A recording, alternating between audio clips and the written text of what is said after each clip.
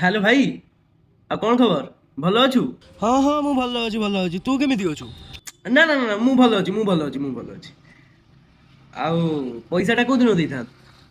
ନା ଭାଇ ମୋର ଏବେ ଟିକେ ଅସୁବିଧା ଚାଲିଥିଲା, ବୁଝିପାରୁଛୁ କି?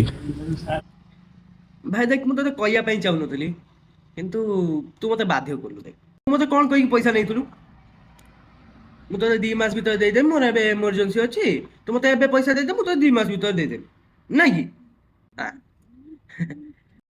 ଭାଇ 2 ବର୍ଷ ବିତିଗଲାଣି। ତୁ ମତେ କୋଉଦିନ ପଇସା ଦବୁ? ଦେଖ ଭାଇ, ଯଦି ତୋର ପଇସା ଦବାର ନାହିଁ, ମତେ ସିଧା ସିଧା କହିଦଉନୁ। ନାଇଁ ମୋର ପଇସା ଦବାର ନାହିଁ, ମୁଁ ତୋର ପଇସା ମାରିକି ଖାଇଦେଇଛି, ମତେ ତତେ ଆଉ ପଇସା ଦବାର ନାହିଁ। ମୁଁ ବୁଝି ଯାଇଥାନ୍ତି। ଭାଇ ଏମିତିଆ ତୋତେ ମାସେ ପରେ ଦଉଛି, ମୁଁ ତତେ 2 ମାସ ଭିତରେ ଦଉଛି। ଭାଇ ଏମିତିଆ କଲେ ମତେ ଭାଇ ବାଧୁଛି।